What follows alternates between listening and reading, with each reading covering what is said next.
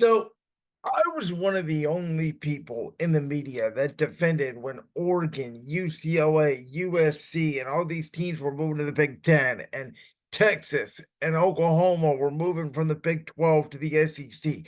I wasn't the only one, but I was one of the only ones that defended this big embrace move from college football. And by the way, I also argued against the 12-team college football playoff because one of the things that I think make college football special and unique and different than, even college sports or professional sports was that the regular season mattered. I always use the example of Ohio State and Michigan. You guys know I am from the Cleveland, Ohio area, though I'm not an Ohio State fan. I am really just a college football fan, though all my friends and family almost are all Ohio State fans. And I found it so funny every year when, they would beat Michigan and Michigan fans wanted Harbaugh's head. Or now that Michigan has defeated OSU 3 years in a row, Ohio State fans think Ryan Day is the worst head coach in the world when he's lost like 4 or 5 games in his entire career as a head coach. So the pressure on college football to me is always unique. But the issue that I always have with college football and why, and again, we love the NFL draft. I love looking at prospects. I love diving into it after the season, seeing who's going to get drafted where, who needs who, etc. The NFL embraces college football, unlike the NBA and college basketball.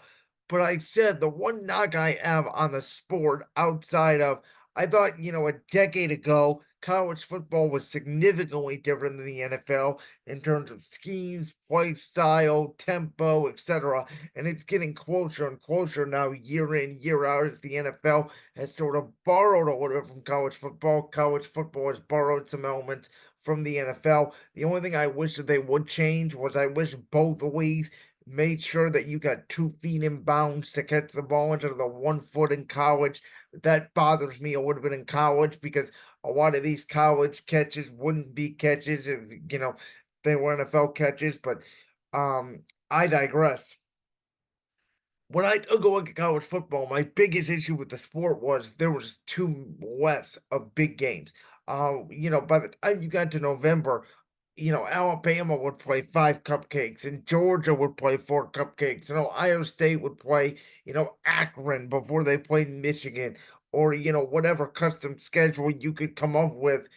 Have a bye right before your biggest game of the year, play all these soft schools like Mercer and Duke and these basketball schools that have a football team. And you know, that's why I think the expansion is going to work. You're gonna have Oregon, Ohio State, you're gonna have Penn State and USC, you're gonna have Texas and Florida, and these matchups could be in September. I mean, think about how big that Texas Alabama matchup felt last year, week 2 of the season.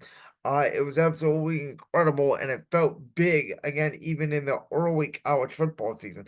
I think if college football, along with the NFL, has big games in September, October, and early November, it will lead to the bigger showdown and will test more teams as we get ready for the Ohio States and Michigan and your Bama Auburns of the world and that rivalry week. Though I do think those rivalries games are going to be a little bit less meaningful with the 12-team playoff, especially when you know, 3 or 4 teams from the SEC is going to get in and probably 3 or 4 from the Big Ten is going to get in.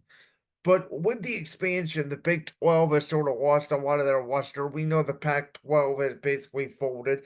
As the SEC and Big Ten have become the two big mega power conferences in college football. But Clemson and Florida State are two big brands.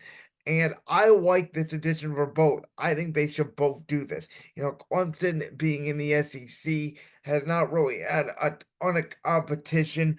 Obviously, they were great back in the day with Dabo when they had Deshaun Watson and Trevor Lawrence.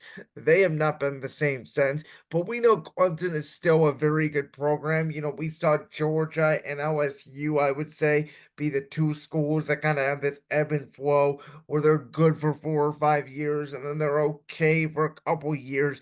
Then they're back up to the top. I think Dabo is still a very good football coach. He just needs to find a quarterback. And again, I think Clemson has that national power. They could get back in the college football playoff. potentially here down the road. Both of these brands are very strong brands. Florida State is always, a top 15-ish team in the country. Some years they're, 8 or 9. Some years they could be, 4 or 5. So they just have this up and down flow. But when most of the Pac-12 teams or Colorados of the world moved to the Big 12, it really did feel like the Big 12 was losing a lot when it came to Texas and Oklahoma. And I think Clemson and Florida State could be a perfect resolution to get the Big 12 potentially to one day be a Big Three. And, in college football, because it's not like college basketball where we don't have conference tournaments. We don't have a 68 team one elimination tournament. I think it's really good for the sport if we have three major mega conferences from, all different aspects. One of the things I like about the Big Ten is not only do they have the Midwest teams, your Wisconsins, your Nebraskas, your Iowas, your Penn States, but you have now West Coast teams, USC, UCLA. So it's not as regional as what college football used to be. And you could have a Big Ten game at noon. You could have a Big Ten game at 3:30. You could have a Big Ten game at 10 o'clock at night on the East Coast, which would be 7 o'clock on the West Coast. So now everybody has an equal amount of opportunity to see an equal amount of players. And again, it's like the NFL in a way where you're traveling more, you're going across the region, you're not staying, necessarily in the same part of the country every week. There's more diversity in the matchups, there's more exciting matchups.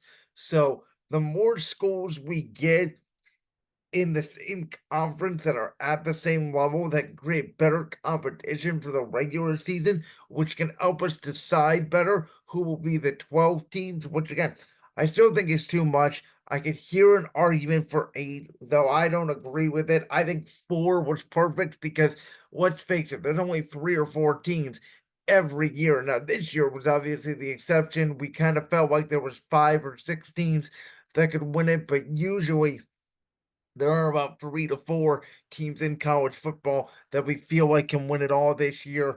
Particularly this year, I think Ohio State, Georgia are probably the 2 big favorites, and I think after that, there's a huge drop off. So again, I think 12 teams is a lot, but the more competition we have, the more we'll be able to better decide who those 12 teams should be to represent the CFP. This is a massive change for college football, and with the NIL, with the expansion of conferences here, the college football is finally embracing modernness. And I think that this college football season will be one of the best rated and one of the most exciting college football seasons we have in a long time. And for these 2 schools, Clemson, Florida State, I am all good and hope that they join the Big 12. Like that clip from the Brands World podcast? If so, make sure you go down there and hit that subscribe button. While you're down there hitting the subscribe button, make sure to also hit the notification bell so you never miss another upload. And make sure you check out all the other clips from the Brands World podcast right here on YouTube.